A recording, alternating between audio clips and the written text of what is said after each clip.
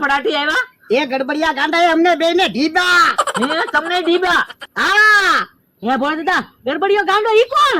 એ આપણા ગામમાં નવો ગાંડો આવ્યો. પણ ગામમાં તો કઈ વાત નથી થતી. એ મારે કાંઈ વાતું કરવા અહીંયા ઊભું રહેવું ના. મારો માણા ગામડે ત્યાં આવશે ને તો ગડબડિયો ગાંડો એને ઢીબશે. નો ગયા હોત તો એન પા મને ગરબડિયા ગાંડાએ ઢીબી નાખ્યો. તો હું બકુલભાઈ અમે બે બેઠા હતા ને કે આવીને સીધો જીભ જ મીડ્યો ને. હાલો હવે આપણે સાપુએ રમી અહીંયા આપણી જગ્યાએ. સાપુએ હું કામ રમવું? એમાં હું ફાયદો?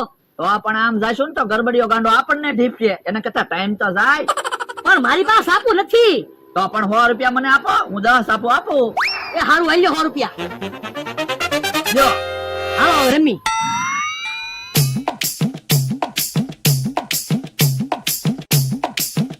હે ઉજી ગયા. હે લ્યો બોલો કેટલી બધી સાપુ જીતી ગયા હો. તો હજી મારી પાસે સાપુ છે જ તે. હાલો રમી.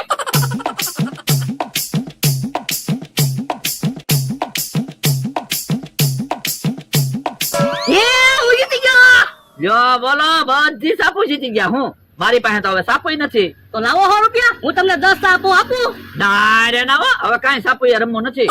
કેમ થોડું હાલે? તો 100 રૂપિયા પાછા આપો. અહીંયા તમે સાપુ રાખો. ના ના સાપુ તમે રાખો. યો બોલો મારા 100 રૂપિયા લઈ ગયા. તમે તો મને કહેતા હતા ને કાંઈ ફાયદો નહીં થાય. મારે છો ને 100 રૂપિયાનો ફાયદો. બકુલભાઈ આમ નો હાલે, 100 રૂપિયા આપી જો ને. પાસ આવે પૈસા નો મળે હો. ઉતાવળો હાલ ને, નકર ગામમાં પગવાનું મોડું થાહે. હે ટીપણું લઈને ક્યાં ભગ્યા? એ ગામમાં જાય ટીપણું મૂકવા. તો ઈ બાજુ નો જાતા, ગડબડિયો ગાંડો આવેલો છે, તમને ઘીપશે. હવે એમ થોડું બીવાનું હોય, ઈ તો આપણે ગાંડાનું નામ લેવી ને તો ગાંડો આપણું નામ લે. એ એમી તો હાસુ કેવી માર નો ખાવા હોય ને તો ઈ બાજુ નો જાતા.